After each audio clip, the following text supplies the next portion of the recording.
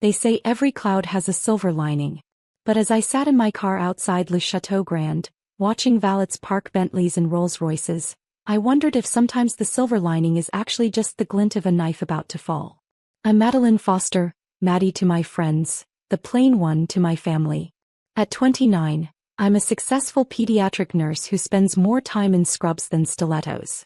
My sister Victoria, on the other hand, is the living embodiment of our mother's beauty queen ambitions, right down to her Miss California runner-up crown.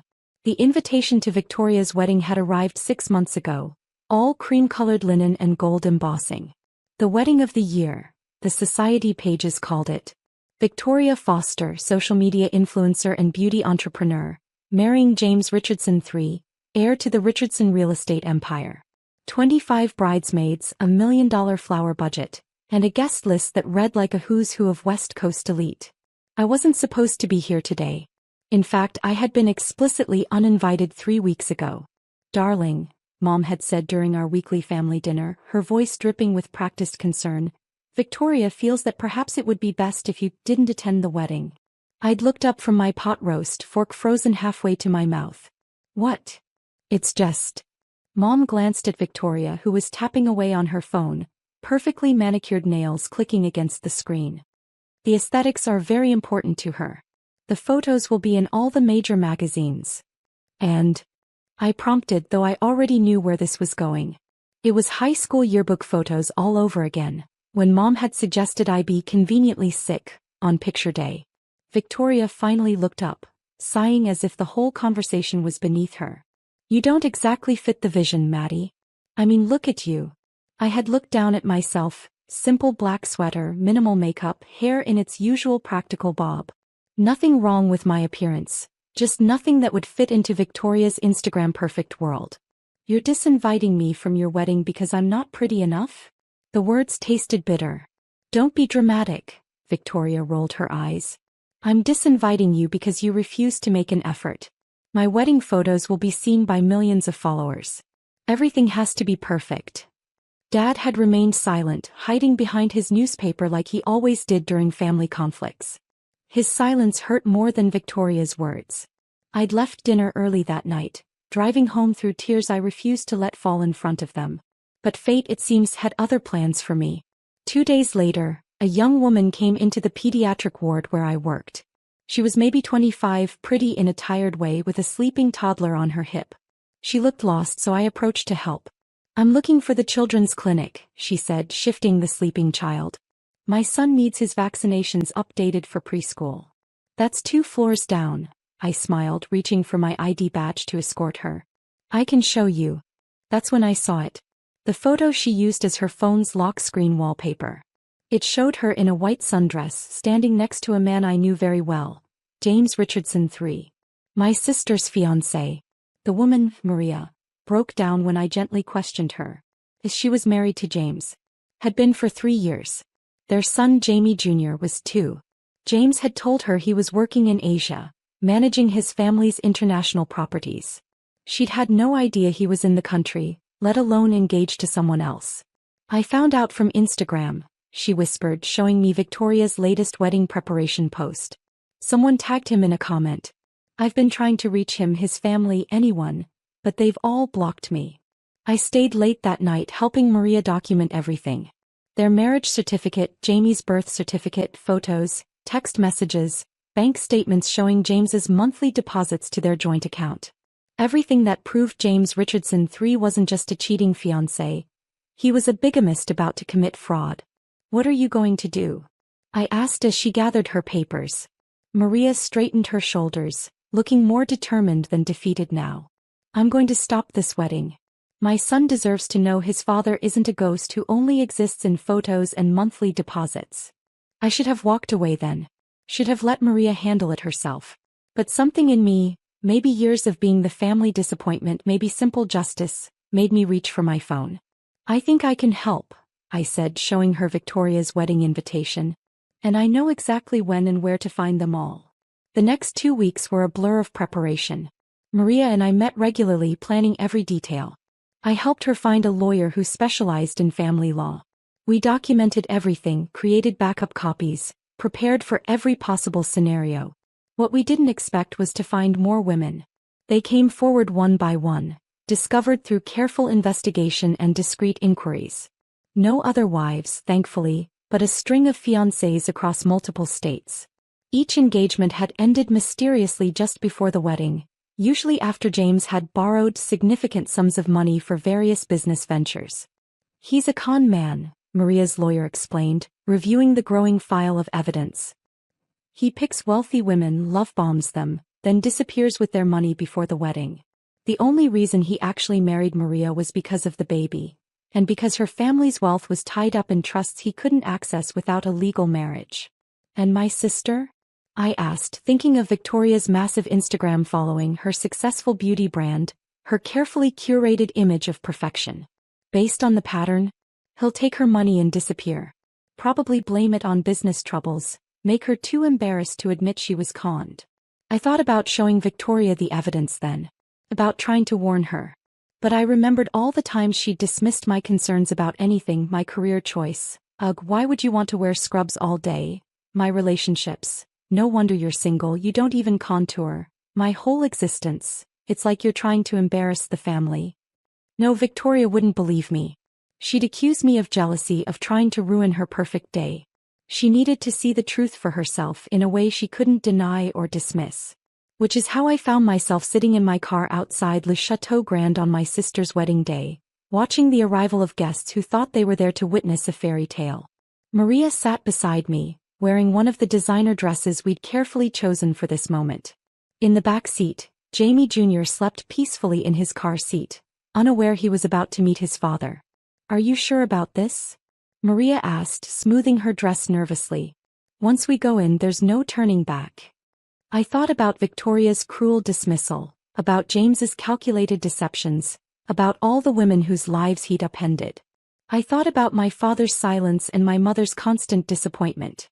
"Yes," I said, reaching for my purse where Maria's documentation waited. "It's time for everyone to see the truth. No filters, no perfect angles, just reality in all its messy glory." We stepped out of the car, straightening our spines and lifting our chins. The valet rushed forward, expecting yet another wealthy guest arriving for the society wedding of the year. If only he knew what was really about to unfold. I handed him my keys, then helped Maria get Jamie out of his car seat. The little boy had woken up, his eyes wide as he took in the grand building decorated with thousands of white roses, Victoria's signature flower. "Ready?"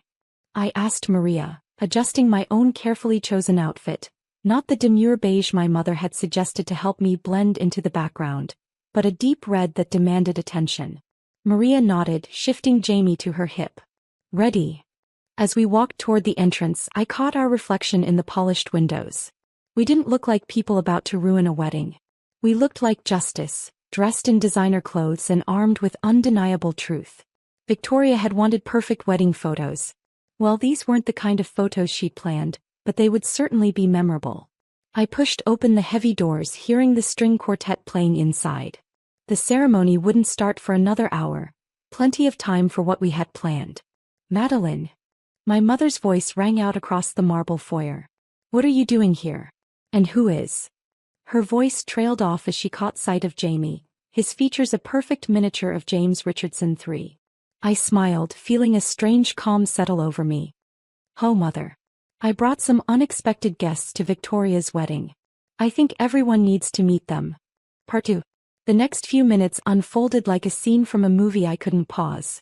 Mom's face cycled through emotions: shock, denial, anger, fear as her perfect wedding plans began to crumble around her. "Security," she called out, her voice shrill. "We need security." "I wouldn't do that if I were you," I said calmly, opening my purse to reveal the stack of documents. "Unless you want to explain to all your society friends why you're having the groom's legal wife and child removed from the premises." The word legal hit her like a physical blow. She staggered slightly, grabbing a nearby chair for support. "What are you talking about?" "Perhaps we should take this somewhere private," I suggested, nodding toward the growing crowd of curious guests. "The bridal suite, maybe?" I'm sure Victoria would want to hear this too. Mom's survival instincts kicked in, the same ones that had helped her navigate countless social disasters over the years. She plastered on a smile for the onlookers. Of course, darling. Just a small family matter to sort out before the ceremony. The bridal suite was a scene of controlled chaos when we entered.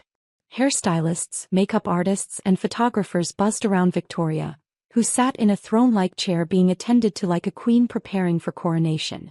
Her wedding dress, a custom creation that cost more than my annual salary, spread around her in waves of silk and lace. She caught sight of us in the mirror and her face darkened. What is she doing here? I told you, Dash.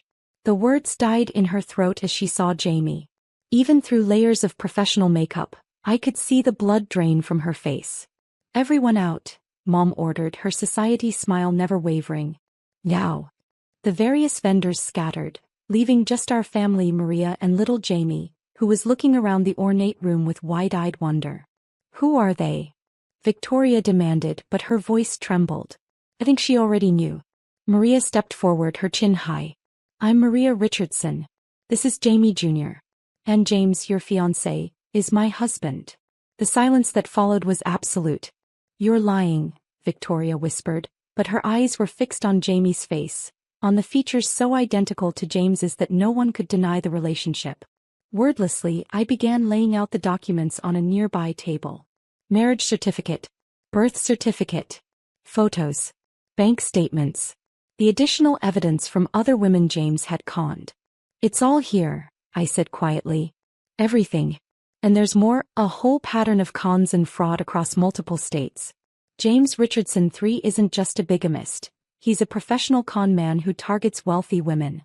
Victoria lunged for the documents, her perfectly manicured hands shaking as she read.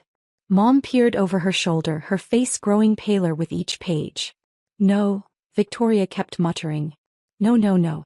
This isn't happening. Not to me. Not today. I'm sorry, Maria said, and I could hear the genuine sympathy in her voice. I didn't want to do it this way, but we tried contacting you, his family, everyone. All our calls were blocked, our emails filtered. Because James told us you were a crazy ex trying to extort money. Victoria screamed, her composure finally shattering. He explained everything. I'm sure he did, I said. Just like he explained things to the other women. Would you like to read their statements too? Victoria's eyes snapped to mine. You, she hissed. You did this. You couldn't stand that I was having the perfect wedding, that I was going to be happy. Happy. I cut in. You think being conned out of your money and left humiliated would make you happy? He's already started, hasn't he? Asked for investments, in his new projects? Emergency loans for business opportunities. The way she flinched told me I was right. How much? Mom asked, her voice hollow. Victoria wouldn't meet her eyes. 2 million, she whispered. From my company's operating accounts. He said he'd double it within a month. Just like he told the others, Maria said gently. That's his pattern. The wedding is always the last step, one final big score before he disappears. The door burst open and Dad rushed in, his face flushed. What's going on? The guests are getting restless and James is asking Dash. He stopped short at the scene before him. Victoria crying in her wedding dress, Mom collapsed in a chair, and a toddler who looked exactly like his almost son-in-law playing quietly in the corner. Oh God, he breathed, taking in the documents spread across the table. Oh God. Mr. Foster? A wedding planner poked her head in. The groom is asking if there's a problem. Should we delay the ceremony? Before anyone could respond, heavy footsteps approached. Then James's voice. What's the holdup? We need to start soon if we want to catch the sunset for photos. He appeared in the doorway, handsome in his custom tuxedo. His practiced smile froze as he took in the scene, particularly Maria and Jamie. Security, he bellowed, recovering quickly. Someone call security. This woman is a stalker, she's been harassing my family. Save it, James, I said, stepping forward. Or should I say David Wilson? Or Michael Brooks? Or any of the other names you've used to con women across the country? He took a step back, eyes darting between faces, calculating odds like the professional con man he was. Victoria, baby, don't listen to them. Your sister's just jealous, trying to ruin our special day. Daddy. Jamie's small voice cut through the tension. He had wandered over to James, looking up at him with pure innocence. Mama said I finally get to meet you. The resemblance was undeniable. Several guests had gathered in the hallway, murmuring as they watched the scene unfold. James's face went from red to white to a sickly gray. Then he ran. He didn't get far. The police officers Maria's lawyer had stationed outside were waiting. We could hear the commotion as he was arrested, the shouts, the accusations, the growing crowd of shocked guests. Victoria crumpled to the floor, her $1 million dress pooling around her like broken dreams. "2 million," she kept whispering.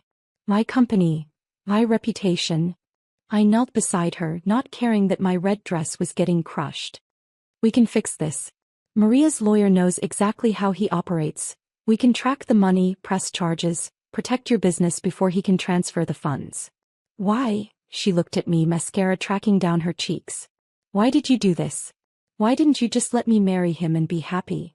"Because you're my sister," I said simply. "And even when you're cruel to me, even when you cut me out of your life, I still love you enough to save you from disaster."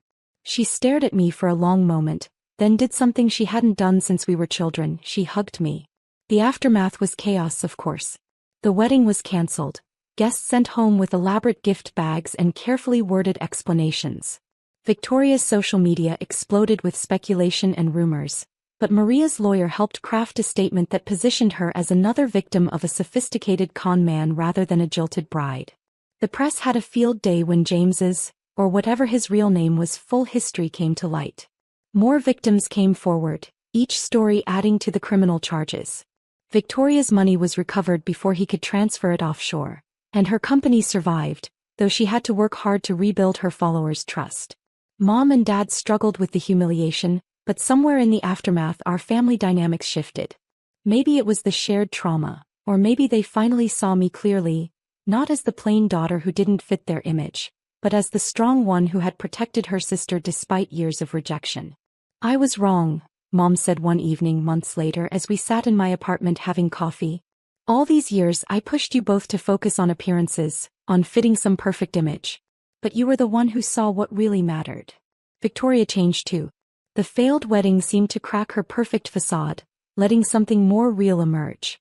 She scaled back her influencer activities, focused on developing skincare products for burn survivors and cancer patients, and started volunteering at my hospital's pediatric ward. "You know what's funny?" she said during one of her volunteer shifts. "I used to think you were the plain one. But watching you with these kids, seeing how you light up when you help someone, you're actually radiant." Maria and Jamie became part of our lives in an unexpected way. Victoria, after some initial awkwardness, formed a genuine friendship with Maria, bonding over their shared experience of James's deception. Jamie called us both Auntie, bringing a joy to family gatherings that no perfectly filtered photo could ever capture. A year later, Victoria met someone new, a pediatric surgeon from my hospital. No massive social media announcement, no $1 million wedding plans. Just quiet dinners, genuine conversations, and a growing relationship built on truth rather than image. "He likes me even without makeup," she marveled one day. "Like actually prefers when I'm just being natural." "Imagine that," I teased. "Someone loving you for who you are instead of who you pretend to be." She threw a pillow at me, laughing, a real laugh, not the practiced social media giggle she'd perfected over the years. The biggest surprise came at their small, intimate wedding 6 months later. Victoria asked me to be her maid of honor, and this time, there were no comments about my appearance, no suggestions about extensive makeovers. "Wear whatever makes you feel beautiful," she said. "The photos will be perfect because they'll be real." Standing beside her at the altar in a simple blue dress I'd chosen myself, I thought about that day at Le Chateau Grand. About how sometimes the most loving thing you can do is shatter someone's perfect illusions to save them from real disaster. About how strength doesn't always look like what we expect. Mom caught my eye during the reception, raising her glass in a subtle toast. She'd finally stopped trying to remake me in Victoria's image, accepting that her daughters could be beautiful in different ways. "You know," Victoria said later as we watched Jamie chase bubbles across the dance floor, "I never thanked you properly. For saving me that day. You didn't have to." "Yes, I did." He squeezed my hand. "You risked everything, my hatred, the family's rejection, your own reputation, to protect me. That's real love, isn't it? Not the filtered, perfect kind, but the messy, complicated, honest kind." I looked around at our gathered family, Mom and Dad dancing slowly, Maria laughing with Victoria's new husband, Jamie showing off his bow tie to anyone who would look. None of it was Instagram perfect.